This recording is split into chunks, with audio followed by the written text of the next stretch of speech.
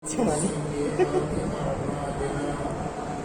يهده الله فلا مضل له ومن يضلله فلا هادي له ونشهد أن لا إله إلا الله وحده لا شريك له وأشهد أن سيدنا ومولانا وحبيبنا وشفيعنا محمدا عبده ورسوله صلى الله عليه وآله الطيبين وأزواجه أمهات المؤمنين وخلفائه الراشدين وأصحابه الميامين وعلماء شريعته من المفسرين والمحدثين والفقهاء والصالحين أجمعين.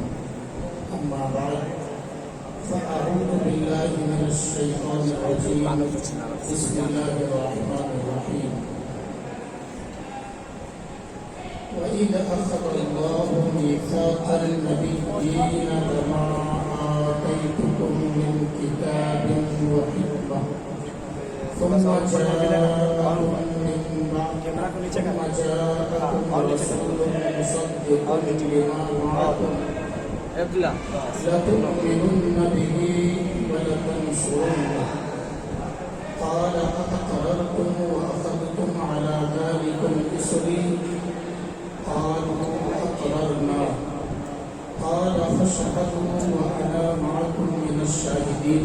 صدق الله العظيم. وقال الله تبارك وتعالى في موضع آخر من التنزيل العزيز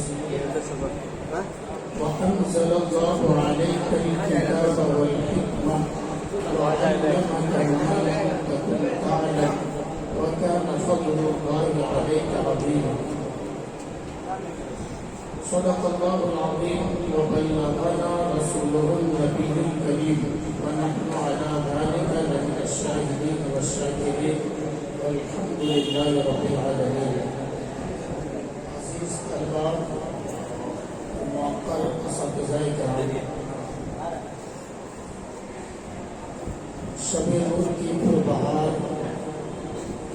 گھڑی میں اور پرانوار لمحات میں ہم سب کو اکٹھے ہونے کا موقع عنایت ہوا. اس کے لیے ہم سب لوگ مل کر اپنے رب کریم کی حمد و ثنا بیان کریں. الحمدللہ رب العالمین. اس کے بعد سید المرسلین خاتم النبیین افضل خلق اللہ جناب محمد رسول اللہ صلی اللہ علیہ وسلم نہایت ہی عقیدت و محبت کے ساتھ درود و سلام کا نذرانہ پیش کریں.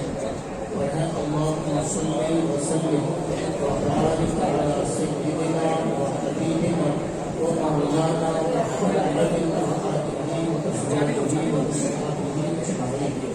صلاۃ و سلام دائمین ابدا.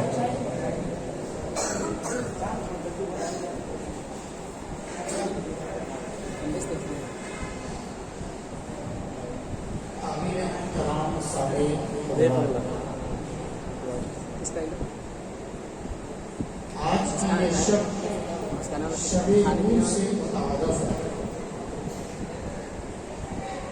کہ اس رات کے بعد دن کے پہلے حصے میں رحمت عالم صلی اللہ علیہ وسلم کی ولادت و سعادت بنی.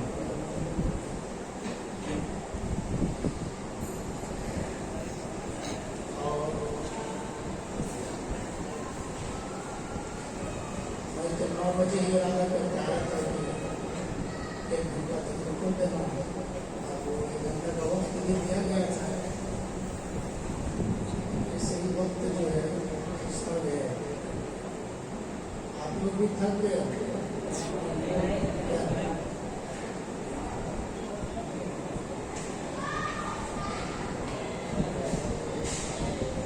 اساتذہ کرام آپ لوگوں کی حوصلہ افزائی کے لیے تشریف رکھتے ہیں، تقریر سننے کے لیے نہیں، کیونکہ یہ اساتذہ بلکہ زیادہ جانتے ہیں اور خود علماء ہیں، مفتی ہیں، کچھ حضرات قاری صاحبان ہیں، تو بچوں کی حوصلہ افزائی کے لیے تشریف رکھتے ہیں۔ تو میری تقریر کے لیے آپ لوگ مخاطب ہیں بطور خاص۔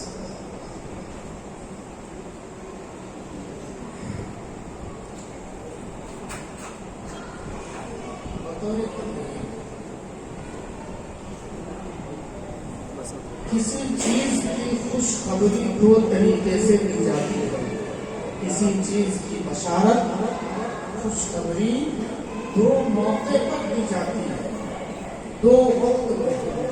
ایک جب کہ وہ عظیم چیز، خوشی کی چیز آنے والی ہو تب یہ خوشخبری سنائی جاتی ہے کہ وہ اچھی چیز ملنے والی ہے یا آنے والی ہے۔ اور ایک مرتبہ اس وقت خوشخبری دی جاتی ہے اسی چیز کی جب وہ چیز آ جاتی ہے، تب کیا کہتے ہیں؟ چاروں طرف اعلان ہوتا ہے کہ وہ چیز آ گئی۔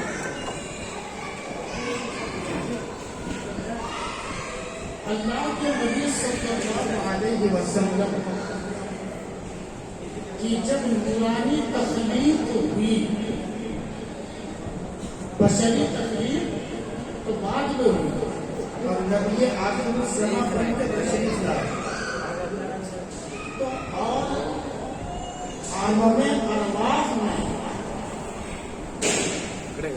جب حضرت آدم علیہ السلام کی پشت سے بنی آدم کی ایک روحانی تخلیق فرما کر جب سب کو مخاطب کر کے اپنی ربوبیت اور وحدانیت کا اقرار کروایا، یہ تو جنرل اقرار تھا، جو رب نے اپنی وحدانیت اور ربوبیت کا اقرار کروایا اور سب سے یہ کہا کہ الست بربکم الأعلی، کہ اے ذریت آدم، اے انسان، کیا میں تم سب کا، تمہارا سب سے بڑا رب نہیں ہوں؟ تو سب نے کہا تھا بتا۔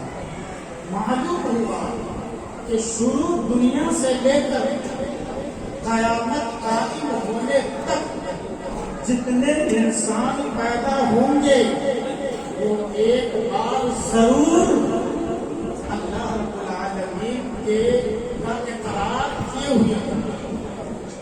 کوئی ایسا انسان نہیں ہوگا جس نے ایک بار بھی اپنے رب کی وحدانیت کا اقرار نہ کیا ہو، چونکہ عالم ارواح میں سب نے کیا، مگر انجام کا فیصلہ، جنت اور جہنم کا فیصلہ یہ اس اقرار پر ڈپینڈ نہیں کرتا۔ اللہ رب العالمین نے آدم علیہ السلام کی تخلیق فرما دینے کے بعد روئے زمین پہ اتارا کہ یہ میدان عمل ہے کہ جس گھر سے نکالے گئے اس گھر میں آنا ہے، مگر اس اقرار، جو اقرار یہاں پہ کیا بندوں نے کہ دنیا میں جانے کے بعد، جنت سے نکال دیے جانے کے بعد، روئے زمین پر اتار دیے جانے کے بعد بھی وہ بنی نوع انسان کے بنی آدم اس اقرار پر قائم ہے یا وہ منکر ہو رہے ہیں، اس اقرار پر عمل کر رہے ہیں یا وہ اپنی بات بدل دے رہے ہیں۔ اسی لیے کہا جاتا ہے کہ ہر انسان جو پیدا ہوتا ہے وہ دین فطرت پر پیدا ہوتا ہے، اور دین فطرت کا مطلب یہ ہے کہ رب خالق میں، رب ذوالجلال والاکرام نے انسان کی تخلیق اپنے وحدانیت کے اعتراف پر کیا، کہ عالم ارواح میں سب سے اعتراف کروا دیا، اس کے بعد انسان کی شکل میں دنیا میں وجود بخشا۔ وہی دین فطرت ہے جو اس وقت، اور جب بطور خاص سید المرسلین عالم ما کان وما یکون آمنہ کے لال نبی مجتبی احمد مختار صلی اللہ علیہ وسلم کی نبوت اور رسالت کا اقرار کروانا منظور ہوا میرے رب کو۔ تو بطور خاص نبیوں سے عہد و پیمان کیا اور اس عہد و پیمان کو اللہ نے قرآن میں ذکر فرمایا، یاد کرو جب اللہ نے نبیوں سے وعدہ لیا عہد و پیمان کیا تھا کہ لما آتیتکم من کتاب و حکمہ، اے انبیاء کی جماعت یقین بات ہے آپ لوگ میری طرف سے یہ زمین پر رہبری کے لیے بھیجے جاؤ گے، تو میں ہر کسی کو، ہر ایک نبی کو، آپ لوگوں کو میں جو کتاب دوں گا وہ حکمہ اور علم اور نبوت سے سرفراز کروں گا، پھر وہ اپنے دور میں زندگی گزاریں گے، رہبری کریں گے۔ ثم جاءکم رسول، پھر تم میں سے کسی کے بھی زمانے میں وہ رسول آ جائیں جو رسول آپ لوگوں کے مشن، آپ کی کتاب، آسمانی کتاب کی تصدیق کریں گے، تو لَتُؤْمِنُنَّ بِهِ، یہ وعدہ لیا گیا کہ آپ جس کے زمانے میں وہ پیغمبر تشریف لائیں تو ضرور ان پر ایمان لے آنا، وَلَا تَنْصُرُنَّهُ، اور ضرور اس کی مدد کرنا، ان کا تعاون کرنا۔ یہ نبیوں سے اللہ نے وعدہ ہے۔ اس کا مطلب یہ ہے کہ ہمارے آقا کریم علیہ السلام تشریف لائیں گے، عالم ارواح میں تو سب کا طے تھا کہ کتنی مخلوق دنیا میں بنے گی اور کون کب جائیں گے، مگر سب کے آنے کا علم سب کو نہیں تھا۔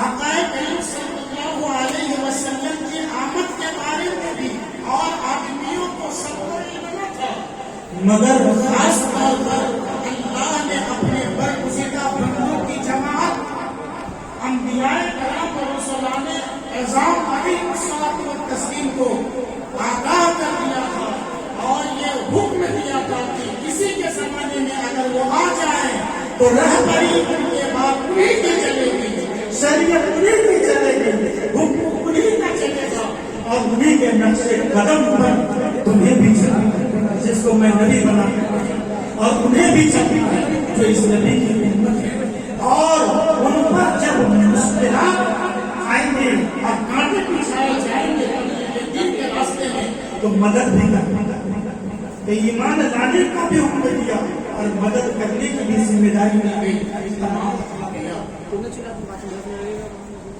تو یہ ایک طرح سے اللہ رب العالمین نے یہ زمین پر آنے سے پہلے انبیاء کو یہ بتا دیا کہ ایک عظیم شان پیغمبر ہے، اور اپنے دور میں انبیاء آئے اور اپنی امت کو اپنے حساب سے بشارت دیتے ہیں۔ قرآن مقدس میں واضح طور پر حضرت عیسیٰ علیہ السلام کی بشارت کو ذکر کیا۔ حضرت عیسیٰ علیہ السلام نے، چونکہ ان کے بعد اور کوئی نبی نہیں آئے سوائے آقا کریم علیہ السلام، تو انہوں نے بشارت دی کہ میرے بعد ایک نبی آئیں گے جن کا نام احمد ہوگا، اور توریت میں، زبور میں، انجیل میں نبی کریم علیہ السلام کے تمام اوصاف، جسم کے خط و خط اور رہائش، رہن سہن، عادت و اطوار، گفت و شنید کا طریقہ، یہ ساری چیزیں، ساری علامتیں آسمانی کتابوں میں لکھی ہوئی ہیں۔ اسی لیے یہود جب دیکھتے، انہوں نے پڑھے لکھے لوگ جب دیکھتے تو پہچان جاتے کہ یہ حقیقت میں نبی ہے، اور اتنا پہچانتے جیسے وہ اپنی اولاد کو پہچانتے ہیں۔ قرآن نے ارشاد فرمایا، قرآن میں اللہ نے ارشاد فرمایا، یعرفونہ کما یعرفون ابناءہم، یہ علماء یہود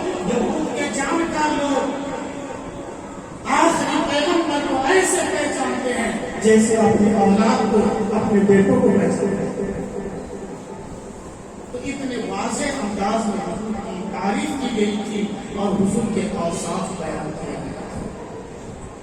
اور جب نبی آئے اور خوشخبری دیتے گئے، جیسے عیسیٰ علیہ السلام نے کہا کہ ایک نبی آئیں گے خوشخبری دیتے، دیکھ کر وہ چلے گئے۔ اب جب نبی آ گئے تو اب ہم لوگ کو خوشخبری کیسے دینا چاہیے؟ ایک طریقہ تو ہو گیا خوشخبری دینے کا جو اللہ رب العالمین نے اپنے نبیوں کو بتایا اور نبیوں کے ذریعے بندوں کو بتایا، پھر عیسیٰ علیہ السلام نے واضح لفظ میں، اور جس کو قرآن نے خوشخبری ہی کا لفظ کہا، مبشرہ کہا، یعنی خوشخبری سنانا، خوشخبری سنانے والے۔ تو اب جب نبی آ چکے، اب کیا کہیں گے کہ نبی آئیں گے؟ کیا کہیں گے؟ ارے خوشخبری کیا دی جائے گی؟ اللہ تعالیٰ نے جو طریقہ اپنایا، نبیوں نے جو طریقہ اپنایا، تو ان کی کہ ایک نے دوسرے کو سنایا ہوگا، دوسرے نے تیسرے کو سنایا ہوگا، اسی طرح نسل بعد نسل وہ خوشخبریاں پھیلتی گئی ہوگی۔ تو آج ہم بھی بولیں نبی آ چکے، نبی آ گئے، نبی آ گئے، نبی آ چکے ہیں۔ ہم ہر سال یہی تو کہتے ہیں کہ نبی آ گئے، کمرے کے اندر بیٹھ کے بھی کہتے ہیں، روڈ پہ بھی چلتے ہیں تو بھی کہتے ہیں مصطفیٰ آ گئے ہیں۔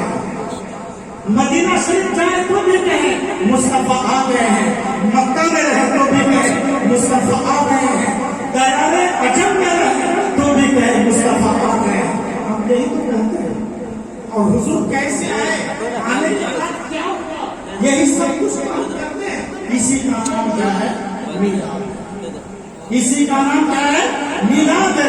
اور یہ جو جلوس کی بات ہے، جلوس کی بات ہے، ایک غیر مقلد عالم کو، خطیب کو جمعہ کی تقریر میں بیان کرتے کہ میں نے سنا، اس لیے میرے ذہن میں ایک بات آئی تو میں نے سمجھا کہ اپنے بچوں کا شیئر کر دوں، ہو سکتا ہے بطور دلیل یہ یاد رہے، یا بہت لوگ اس طرح کی دلیل سن بھی ہوں گے تو یہ آگے ہو جائے گا اور کبھی یہ موقع کے حساب سے جواب بھی دے سکتے ہیں۔ تو انہوں نے دورہ تقریر کہا کہ اس کو جشن عید میلاد النبی، عید کا نام دیتے ہیں۔ پھر وہ حدیث پڑھ کے بتا رہے تھے کہ نبی علیہ السلام مدینہ تشریف لائے اور فرمائے شریعت میں دو عید ہے، ایک کا نام عید الاضحیٰ ہے اور ایک کا نام عید الفطر، کوئی تیسری عید نہیں ہے۔ ظاہر سی بات ہے، احادیث میں اس بات والے انداز میں وہی عید کا تذکرہ ہوتا ہے، مگر قرآن شریف میں تیسری عید بھی ہے۔ اس کے علاوہ یہ تو مشہور دلیل ہے قرآن شریف، ایک یہ الزامی جواب ہے، الزامی دلیل کے طور پر کہ اس کو دو حصوں میں بات کرتے ہیں۔ پہلے تو یہ کہ اگر قرآن و احادیث کے الفاظ جو ذکر کیے گئے پوری حقیقت قضائیہ ہی اگر مراد ہو، اس سے تجاوز کر کے کوئی مسئلہ اگر نہ نکالا جا سکتا ہو تو پھر یہ کہنا آسان ہوگا کہ شریعت اسلامیہ کے مسائل بڑے چند بہت تھوڑے ہیں۔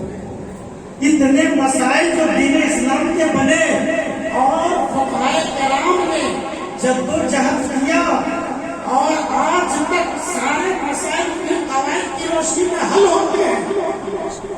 یہ مسائل تو قاعدے سے بہت سارے گرامر سے اخذ کیے جاتے ہیں نا، وہاں یہ نہیں بولا جاتا ہے کہ قرآن میں یہ لفظ آیا یا یہ لفظ نہیں آیا۔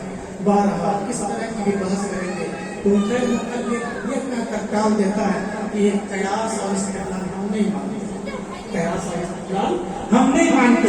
اس لیے اختصار کے ساتھ انہیں یہ کہنا ہے کہ اللہ کے نزدیک دو ہی دین ہے، اللہ کے نزدیک دو ہی دین ہے، دو ہی مذہب ہے، ایک ہے دین اسلام اور ایک ہے غیر اسلام، ایک ہے اسلام اور ایک ہے غیر اسلام۔ اور اللہ رب العالمین نے فرمایا وَمَن يَبْتَغِ غَيْرَ الْإِسْلَامِ دِينًا فَلَن يُقْبَلَ مِنْهُ۔ تو اس دین اللہ اور دین الاسلام، اللہ کے نزدیک دو دین ہے، ایک باطل اور ایک اسلام۔ باطل کو غیر اسلام کہتے ہیں، ان فلا دین دین اسلام.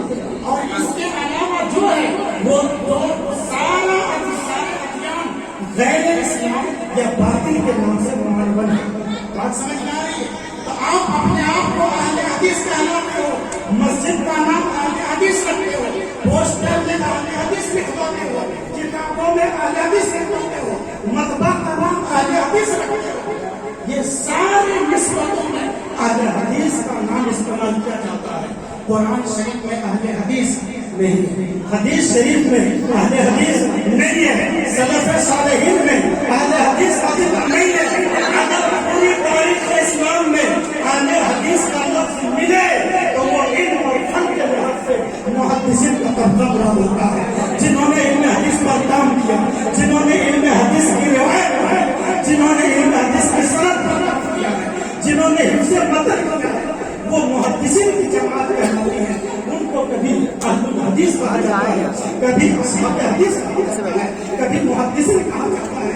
مگر پوری تاریخ اسلام میں اس وقت سے لے کر کے اب تک اس زمانے میں تو یہ دن آ چکا ہے، مگر اس سے پہلے یعنی جبکہ سلف صالحین کا یعنی اس نئے خلیفہ کے وجود سے پہلے مثال کے طور پر 11ویں صدی ہجری تک اہل حدیث کے نام سے کوئی مذہب، کوئی فرقہ، کوئی دین نہ جناب محمد رسول اللہ کے زمانے میں، نہ ابو بکر کے. آپ دوسری رو میں پڑھتے جیسے میں اعتراض کرتے ہیں، نہ ابو بکر کے زمانے میں اہل حدیث تھا، نہ عمر کے زمانے میں تھا، نہ عثمان کے زمانے میں تھا، نہ علی مرتضیٰ کے زمانے میں تھا، نہ ابو حنیفہ کے زمانے میں، نہ مالک شافعی احمد بن حنبل کے زمانے میں، کسی کے زمانے میں. یہاں تک کہ امام بخاری نے بھی اپنا مذہب اہل حدیث نہیں کہا، امام مسلم نے بھی نہیں کہا. ان لوگوں نے اپنے آپ کو اہل حدیث کا مذہب کا نام نہیں دیا. اور جہاں کہیں بھی محدثین یا اہل حدیث ہو سکتا ہو کتاب سے دکھا دے کہ فلاں کتاب میں ہے، آپ فوراً کہہ سکتے ہو اس سے مراد فن حدیث کے ماہرین، فن حدیث کے علماء. بات سمجھ میں آ رہی؟ اس میں کھلا چیز کر سکتے. تو جب آپ کہتے ہو کہ شریعت میں حدیث میں 2 عید کا لفظ وارد ہے، تیسری عید کا ذکر نہیں ہے، تو قرآن و حدیث میں اور سلف صالحین کے زمانے میں اسلام کے نام سے اللہ کا پسندیدہ دین متعارف تھا، اہل حدیث کے نام سے متعارف نہیں تھا. آپ کو اہل حدیث کہنا یہ صحابہ کے دور سے، صحابہ کے طریقے سے، سلف صالحین کے طریقے سے ہٹنا اور خود ایک بدعت کی ایجاد. اس کے بعد یہ تو اس تناظر میں ایک بات آ گئی جو میں کہنے تھی کہ یاد کرو جب اللہ نے اپنے نبیوں سے عہد لیا کہ جب تم میں سے ہر ایک کو الگ الگ زمانے میں کتاب اور نبوت دے دو، پھر وہ پیغمبر تشریف لائیں تو ضرور ان پر ایمان لانا اور ان کی مدد کرنا. 571 عیسوی 20 یا 22 اپریل کو اللہ کے نبی صلی اللہ علیہ وسلم مکہ المکرمہ کی سرزمین میں اس دنیا میں بشری شکل میں نبی آخر الزمان بن کر تشریف لائے. اور میں دوسری آیت پڑھی تھی معلوم تکن تعلم. اصل مجھ کو بولنا تھا آج حضور کے علمی کمالات کے بارے میں. آپ لوگ سننے کے موڈ میں ہیں؟ حضور کا علمی چاہو جمال بھی تو سناتے ہیں، شب نور ہے. لیکن اس سے پہلے آپ کو یاد کرنا کہ جب اللہ نے انسان کو بھیجا تو جاہل بنا کے بھیجا کہ عالم بنا کے بھیجا. کتنا کیا عالم بنا کے. انسان کو جب دنیا میں بھیجا تو عالم بنا کے بھیجا. وَعَلَّمَ آدَمَ الْأَسْمَاءَ كُلَّهَا. اس آیت کا اختصار کے ساتھ مفہوم یہ ہے کہ آدم ہم نے حکم دیا اس درخت کے پاس مت جا، مگر آدم علیہ السلام چلے گئے اور جنت سے اس اللہ کے وعدے اس لفظ کے بنیاد پر جنت سے نکالنے کا فیصلہ ہو گیا، یہ زمین پر اتارنے کا فیصلہ ہو گیا. تو اللہ रब्बुल आलमीन को ये सब कुछ पहले से मालूम था। अल्लाह के यहाँ ये सब कुछ पहले तय था, इसलिए इल्म की दौलत अता फरमाई। क्योंकि जब इस इंसान को रूए जमीन पर उतारना है, इससे पहले अल्लाह ने इंतजाम फरमाया। अगरचे अल्लाह के एक हुक्म की खिलाफ वर्जी हो गई, मगर रब्बे कदीर नाराज न हुआ कि इनको ऐसे ही फेंक दो और कोई इंतजाम न करो, इनकी हिफाजत न करो, ऐसा नहीं किया। बल्कि रब्बे कदीर ने इंसान को भेजने से पहले जमीन बिछाई, पहाड़ नसब किया, पौधे लगाए, तरह तरह के मेवे जात लगवाए और पानी का इंतजाम, सारा इंतजाम किए गए। फिर उन चीजों को जानेंगे, पहचानेंगे कैसे? ये जमीन पर जितने पेड़ पौधे हैं, जितने फल फ्रूट हैं, जितने मेवे जात हैं, किसमें कितना नुकसान है और किसमें कितना फायदा है, और कौन सी चीज किस मौसम के लिए बेहतर है, कौन सी चीज किस इलाके की आबो हवा के लिए मुनासिब घास आएगी, ये सारी तफसीलात जब इंसान को ये जमीन पर जन्नत से निकाल कर ये जमीन पे आबाद करना था, तो उस इंसान को ये फलसफा भी तो बताना होगा, उस इंसान को ये भी सिखाना होगा कि इस फल को फला मौके पर इस्तेमाल करना, इस जड़ी बूटी को फला चीज के लिए इस्तेमाल करना, और यहाँ की आबो हवा में हरारत है, वहाँ की आबो हवा में बुरूदत है, ये सारी तफसीलात बताई गई। इसीलिए रब्बे कदीर ने मुख्तसर में इरशाद फरमाया, वअल्लमा आदम अल-अस्माअ कुल्लहा, यानी सारी चीजों की हकीकत, माहियत, तारीफ, तौसीफ, नाम और उनका फायदा, उनका नुकसान, यानी उनकी पूरी तफसीलात, उनका पूरा बायोडाटा हजरत आदम यानी हजरत इंसान को अल्लाह ने सिखा दिया, तब ये जमीन पर भेजा। मैं कहना चाहता हूँ, जब एक इंसान को इंसान बनाकर ये जमीन पे उतारा गया तो इतना सारा इल्म दिया गया, यानी सारी चीजों का इल्म दिया गया। इसीलिए आदम की औलाद, अमेरिका के लोग आदम की औलाद है, सऊदीया के लोग आदम की औलाद है, हिंदू पाकिस्तान के लोग आदम की औलाद है, यूं कह लो स्कूल में पढ़ने वाले आदम की औलाद है, मदरसे में पढ़ने वाले आदम की औलाद है। हजरत आदम अलैहिस्सलाम को मेरे रब्बे कदीर ने जमीन की मादियात का भी अता किया था, और शरीयत और दीन अल्लाह के अहकामात का भी पता चला कि मदरसे में जो पढ़ते हैं वो सिर्फ और सिर्फ वो शरई अहकाम वाले उलूम हासिल कर रहे हैं, और जो स्कूल कॉलेज यूनिवर्सिटी में पढ़ रहे हैं वो आदम के औलाद आदम अलैहिस्सलाम का अपने वो उलूम हासिल कर रहे हैं जो मादियत से मुताल्लिक है, जो जोग्राफिया से मुताल्लिक है, जो जमीनी हक़ाइक़ से मुताल्लिक है, उन उलूम को हासिल कर रहे हैं। तो साइंस कितनी भी तरक्की कर जाए और कितने भी लोग इल्म में आगे बढ़ जाए, ये सारे उलूम वहीं से मालूम है, जिनका कोड जिनका इख्तिसार रब्बे कदीर ने वअल्लमा आदम अल-अस्माअ कहकर बता दिया था। इंसान को रफ्ता रफ्ता इल्मे आदम तक पहुंच रहा है। अल्लाह ने जो उलूम आदम अलैहिस्सलाम को अता किए थे, अभी और क्या मालूम कि मेरे रब ने खालिक इंसान ने इंसान को कितने इल्म से नवाजा था। ये तो इस वक्त पता चलेगा जब क़यामत आना करीब हो और ये जमीन से वो सारी चीजें निकल जाए और इन दुनिया खत्म होने के करीब पहुंच जाए, तब समझ में आएगा कि दुनिया के इतने सारे उलूम थे जो इंसान को दिए गए, मगर उस इंसान की औलाद इतनी ताक़ीद के साथ उन उलूम को हासिल कर रही है, उन उलूम तक पहुंच रही है। पता चला ये कोई नए उलूम नहीं है, बल्कि ये तो गुमशुदा पूंजी है, ये हमारा गुमशुदा इल्म है, ये मेरी कोई दौलत है जिसको हम अगरचे हासिल न कर सके, मगर स्कूल में पढ़ने वाले हमारे भाई कर रहे हैं, अगरचे हम हिंदुस्तान वाले नहीं कर सके, मगर दूसरे तरक्की याफ्ता ममालिक वाले कर रहे हैं। वो हज़रत आदम अलैहिस्सलाम के इल्म है जो मेरे रब्बे कदीर ने तकरीर के बाद अता फरमाया।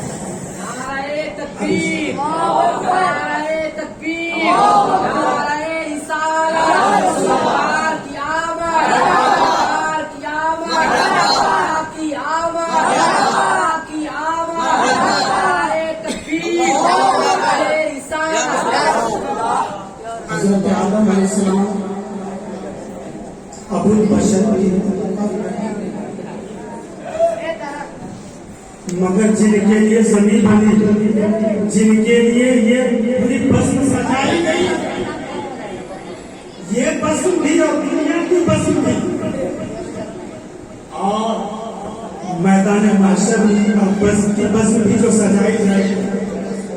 وہ مصطفیٰ جانے رحمت کی شان دکھانے کے لیے شفاعت کی صحیح حدیث سے پورا واضح سنا ہے۔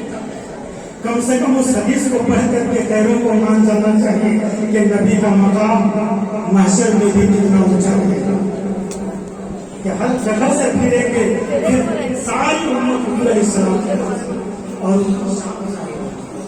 تو جب اللہ رب العالمین شروع سے لے کر کے آخر تک اپنے آخری نبی کے بارے میں اپنے نبیوں سے کہا وعدہ لیا اور اپنے نبی کی زبانی اپنے بندوں تک پیغام پہنچایا، تو آخر اس پیغمبر کو جب بھیجا ہوگا تو کتنا علم لے کر بھیجا ہوگا، یا پھر یہ کہ انہیں علم عطا ہوا کہ ان کی زندگی میں کس طرح سے کس انداز سے کیسے کتنے علوم عطا ہوئے۔